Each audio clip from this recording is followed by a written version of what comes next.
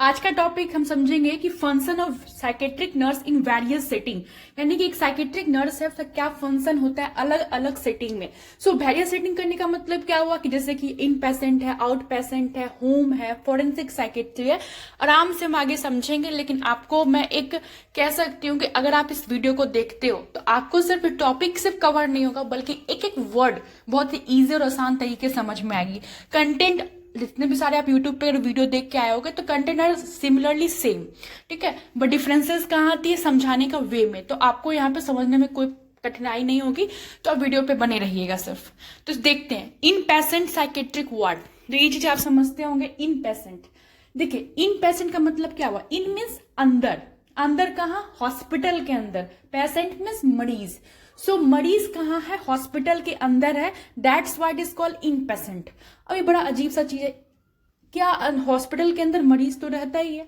जैसे कहने का ये मतलब हुआ कि इन पेशेंट का मतलब है कि मरीज हॉस्पिटल में एडमिट हुआ, ठीक है। अगर हॉस्पिटल में मरीज एडमिट हो जाए, this is called in patient. इसी का अपोजिट होगा, आगे आएगा ये word out patient. Out patient मतलब आउट मीन्स बाहर। कहां से बाहर, हॉस्पिटल से बाहर है। मतलब मरीज आया, उसने विजिट किया, उसने कुछ टेस्ट को कंडक्ट जो किया गया उसने टेस्ट को परफॉर्म किया, उसके बाद with in 24 our without hospital में स्टे किए हुए वो हॉस्पिटल से आउट हो गया, बाहर चला गया। This is called out patient. In patient मरीज हॉस्पिटल के अंदर रहता है, ठीक है, एडमिट होता है 2 दिन के लिए, 3 दिन के लिए, है ना, या फिर लॉन्ग पीरियड ऑफ टाइम के लिए भी हो सकता है according to the need. But out patient में हॉस्पिटल में वो स्टे नहीं करता है। ओके, आप समझते हैं। तो अगर इन पेशेंट साइकेट्रिक वार्ड है तो वहां पे क्या फंक्शन होगा एक साइकेट्रिक नर्स का, ठीक है। फर्स्ट ऑफ ऑल क्या है, provide for environmental safety including protecting the patient in other injury. देखिए ये एक मेंटल हॉस्पिटल है, साइकेट्रिक हॉस्पिटल है, तो मरीज खुद को भी तो हार्म कर सकता है और साथ साथ आसपास में उस वार्ड में जो भी मरीज हैं, जो साइकेट्रिक मरीज हैं, उनको भी वो इंजर्ड कर सकता है, ठीक है। तो आप एज ए नर्स आपको इस चीज को मेंटेन करके चलना है, यानी कि सेफ्टी को मेंटेन करना है कि आसपास के जो मरीज हैं उसको हार्म ना करे, या फिर वो मरीज जो मेंटली इल है वो सेल्फ हार्म ना करे, ठीक है। दूसरा क्या है, मेडिकेशन मैनेजमेंट। तो मेडिकेशन मैनेजमेंट तो आप समझ रहे हैं कि जैसे डॉक्टर जो भी प्रिस्क्राइब करेंगे तो उसका जो भी रूट है, ठीक है, टाइम होगा, डोजेज होगा, उसके अकॉर्डिंग दिया जाएगा। नेक्स्ट बात करते हैं असिस्टिंग फॉर सोमेटिक थेरेपी। देखिए सोमेटिक थेरेपी क्या होता है ये भी मैं शॉर्ट में बताऊंगी, क्योंकि सोमेटिक थेरेपी आपको चैप्टर 5 में पढ़ना है। अभी साइकेट्री स्टार्ट किया है तो साइकेट्रिक मैं पूरा सिलेबस कवर करूंगी, इसलिए आप चैनल को सब्सक्राइब कर लीजिएगा ताकि आपको सिलेबस के अकॉर्डिंग सारी वीडियोस मिलेगी, ठीक है। तो उसमें मैं फर्दर अच्छे से एक्सप्लेन करूंगी। अभी आप इतना समझिए, सोमेटिक जो वर्ड है, ये जो सोमेटिक वर्ड है इसका मतलब क्या होता है, रिलेटेड टू द बॉडी। क्या होता है, रिलेटेड टू बॉडी, यानी कि शरीर से संबंधित। बेसिकली इस थेरेपी में क्या किया जाता है, जो माइंड है, क्या किया जाता है, माइंड को और बॉडी को दोनों को कनेक्शन करवाया जाता है, ठीक है। कुछ थेरेपी, कुछ ऐसी एक्टिविटीज होती है जिसकी वजह से बॉडी और माइंड जो है कनेक्टेड होता है, ठीक है। बस अभी आप इतना समझ सकते हो। तो जब ये थेरेपी चलेगी उस समय एज ए साइकेट्रिक नर्स उसमें आपको असिस्ट करना है, ठीक है। नेक्स्ट बात करते हैं accurately observing and documenting the patient behaviour. मरीज का बिहेवियर को ऑब्जर्व करना है और साथ ही साथ डॉक्यूमेंटिंग करना, मतलब रजिस्टर करना, लिखना है आपको, है ना। अब मरीज का बिहेवियर क्या, व्हाट, जैसे कि मरीज क्या है, कंफ्यूज तो नहीं है, आपको मरीज कंफ्यूज दिख रहा है क्या, मरीज का कंसंट्रेशन कैसा है, ठीक है, या फिर क्या मरीज कहीं डर में तो नहीं, मतलब फियर फील तो नहीं कर रहा है, या फिर विड्रॉबल, जैसे कई सारे लोग होते हैं ना जो क्या होता है कि लोगों से बातचीत करना पसंद नहीं करते हैं, एक अलग ही कोना में किनारे में चले जाते हैं ना, कॉर्नर साइड ले लेते हैं। तो कहीं ऐसा तो नहीं फील कर रहा है मरीज, यानी कि उसकी बिहेवियर को ऑब्जर्व करना है, ठीक है। क्यों, क्योंकि इन पेशेंट है ना, हॉस्पिटल में एडमिट है, आपके पास टाइम है उसको अच्छे से ऑब्जर्व करने का, ठीक है, ताकि उस सिम्टम्स के according disease condition find out होंगे, फिर फर्दर ट्रीटमेंट होगी, ओके। नेक्स्ट बात करते हैं participation in various therapies. Participation in what, various therapy. जैसे कि psychotherapy, behaviour therapy, group therapy, play therapy, family therapy. ठीक है, इतना समझिए कि एज ए साइकेट्रिक नर्स क्या करना है, जो भी थेरेपी कंडक्ट होगी उसमें पार्टिसिपेट करना है, उसमें हेल्प करना है, असिस्ट करना है। अब आप सोच रहे हो कि इतने सारे थेरेपी के नाम है। यस, इतने सारे थेरेपी हैं, इसके लिए एक सेपरेट चैप्टर है थेरेपी, ठीक है, जो कि 5th चैप्टर में आता है। तो आपको पेशेंस रखना है, उसमें मैं अच्छे से समझाऊंगी। ठीक है, नेक्स्ट बात करते हैं डिलीवरिंग साइको एजुकेशन। अब हम समझते हैं साइको एजुकेशन क्या हुआ। साइको वर्ड का मतलब क्या होता है, अगर आपने इंट्रोडक्शन वीडियो देखा होगा तो मैं चिल्ला चिल्ला के बोलूँ कि psycho means what, mind, and education means educate करना। अब माइंड को हम क्या एजुकेट करेंगे, किसके माइंड को एजुकेट करेंगे? साइको एजुकेशन ऑफकोर्स आप किसको दोगे, क्लाइंट को दोगे, या फिर किसी उसके फैमिली मेंबर्स को दे सकते हो। तो अब बात आती है कि साइको एजुकेशन में क्या होता है ना। बेसिकली साइको एजुकेशन में क्या होता है, जो थेरेपिस्ट होते हैं वो एक्सप्लेन करते हैं क्लाइंट को कि देखिए, जैसे कि मान लीजिए कि कोई थेरेपी उसको दिया गया, मान लीजिए साइकोथेरेपी ही दिया गया या फिर कोई बिहेवियर थेरेपी ही दिया गया। उसके बाद जब उस थेरेपी के बाद जब वो बाहर निकला तो उसको अजीब सा फील हो रहा है, उसके बिहेवियर में चेंजेस आ रहे हैं, वो कंप्लेन कर रहा है कि मुझे ठीक नहीं लग रहा है ना। तो आप एज ए थेरेपिस्ट उसको एक्सप्लेन करना है कि देखिए ये सब नॉर्मल है, जब कोई व्यक्ति इस टाइप का थेरेपी लेता है तो ऐसा फील करता है, खराब सा महसूस करता है, अजीब सा महसूस करता है। ठीक है, आपको परेशान होने की जरूरत नहीं है, क्योंकि इस थेरेपी का शुरुआत आपके शरीर पे हुआ है, पहली बार आपके ऊपर, मतलब कह सकते हो ना कि पहली बार वो थेरेपी का पहली बार वो सेशन चला है इनिशियल स्टेज में, इसलिए ऐसा लग रहा है, फर्स्ट टाइम है। ठीक है, तो इस तरह से उसको एक्सप्लेन करना है, उसके माइंड को एजुकेट करना है। That's what is called psycho education. Psycho means what, mind, and education means educate. You have to educate the patient mind. और क्या हो सकता है, ये तो एक कंडीशन हुआ कि हाँ मरीज जो है थेरेपी लेकर बाहर निकला, तब आपने ऐसे किया।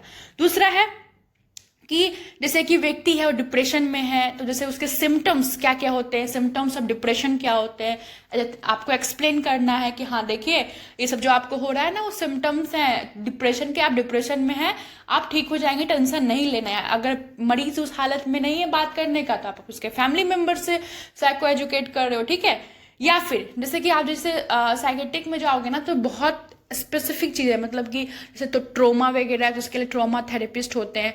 तो अगर ट्रोमा थेरेपिस्ट हैं, अब मान लीजिए कि सर में चोट लगा है ना, जैसे मूवी सीरियल वगैरह में दिखाता है, सर पे चोट लगा, डंडा लगा तो इंसान का याददाश्त चला गया, इंसान पागल हो गया, मेंटली इल हो गया है, ये सब दिखाया जाता है। तो बताना है, आप देखते होंगे कि हीरो को चोट लग गया तो जो भी मतलब मूवी में है तो उनके जो फैमिली मेंबर्स उनको बताया जाता है कि जो भी नाम है हीरो का, इनके याददाश्त चले गए हैं, अब पता नहीं याददाश्त आ भी सकते हैं, नहीं भी आ सकते हैं, या फिर अगर मेंटली इल हो गया है तो हाँ ये पागल हो गए हैं, इतना दिन लगेगा, ये सब चीज़ें बताई जाती है ना। तो क्यों हुआ है, क्योंकि चोट लगा है, चोट लगने से इनके नर्वस सिस्टम डैमेज हुए हैं, जिसकी वजह से इनका माइंड इफेक्ट हुआ है, इस तरह से बिल्कुल जो इनको एक्सप्लेन किया जाता है। तो वही कह रहा है कि आपको साइको एजुकेट करना है। ठीक है, माइंड को एजुकेट करना है, किसके माइंड को, तो पेशेंट को। अब बात करते हैं साइकेट्रिक आउट पेशेंट डिपार्टमेंट। मैंने एक्सप्लेन कर दिया आउट पेशेंट क्या होता है, यानी कि हॉस्पिटल में वो स्टे नहीं करेंगे, आज आए तो आज चले जाएंगे। ठीक है, तो इसमें अब साइकेट्रिक नर्स क्या परफॉर्म करेगी, तो परफॉर्म क्लिनिकल असेसमेंट।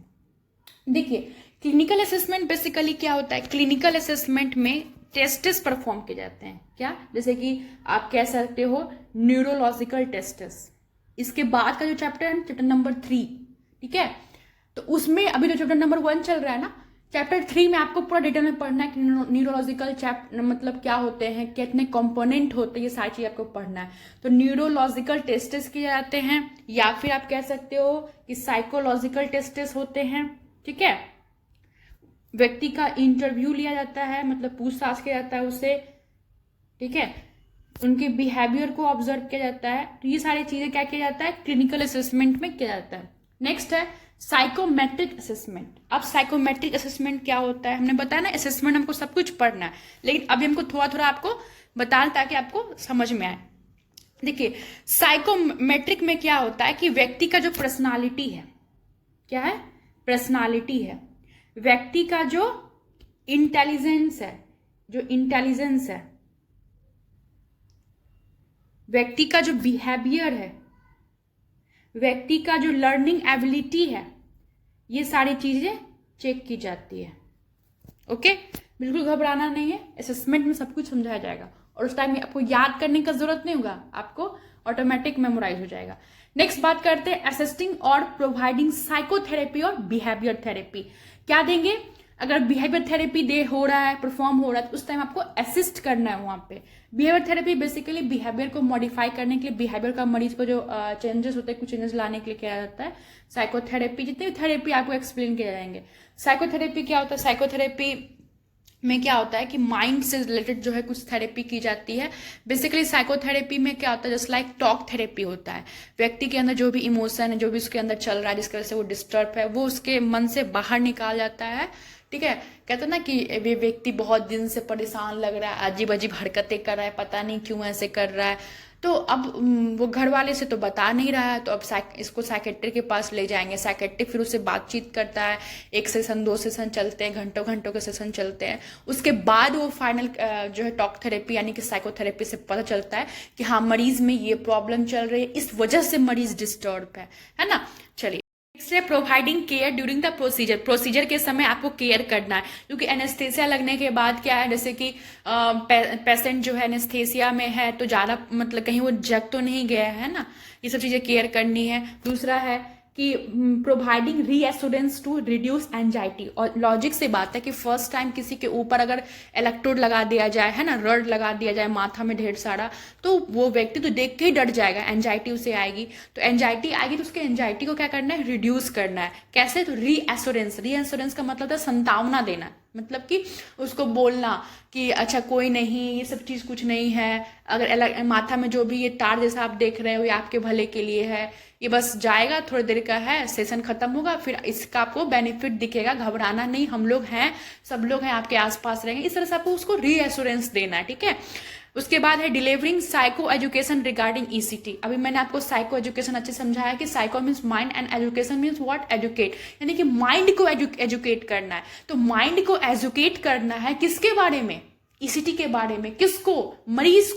मरीज को ईसीटी के बारे में बताना। This is called psycho education regarding ECT. तो डिलीवर करना है नॉलेज को। तो आई होप यहां तक आपको समझ में आया होगा। वीडियो लंबा हो जाएगा, इसलिए पार्ट 2 में मैं फर्दर जो है वो बताऊंगी। मैं चाहूं तो 15 मिनट में भी इस टॉपिक को खत्म कर सकती हूँ, बट इस चैनल पे आप समझने के लिए आते हो, तो इस बात को ध्यान रखते हुए मैं इस टॉपिक को यहाँ खत्म करती हूँ। नेक्स्ट पार्ट 2 में फिर से पढ़ेंगे। Thank you so much. अगर आपको अच्छा लगता है वीडियोस तो अपने नर्सिंग फ्रेंड्स के साथ इस वीडियो को जरूर शेयर कीजिएगा। Okay, thank you.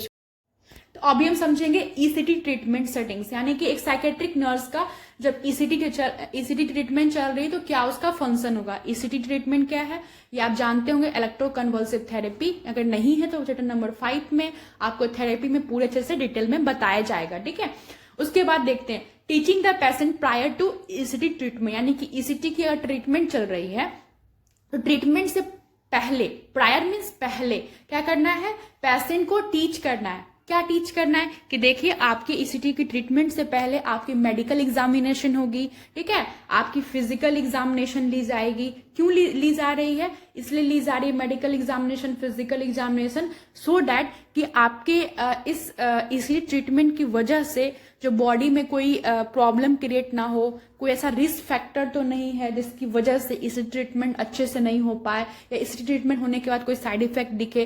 तो ये सब पता करने के लिए क्या होगा, मेडिकल जो और फिजिकल जो एग्जामिनेशन होगा, तो ये टीच करना है। दूसरा है preparing the patient for ECT, यानी कि ईसीटी होने से पहले, ईसीटी ट्रीटमेंट देने से पहले क्या करना है, मरीज को तैयार करना है। तो मरीज को कैसे तैयार करेंगे? ये कोई पार्टी फंक्शन तो है नहीं कि आप तैयार करके चले गए। ये ट्रीटमेंट देने से पहले की प्रिपरेशन है जो मरीज पे की जाएगी। कैसे? जैसे कि मरीज को बोलना है कि आप कोई किसी प्रकार का कोई ज्वेलरी नहीं यूज करेंगे, मतलब अगर कोई गहना पहने हुए हैं तो आप उसको रिमूव कर दीजिए।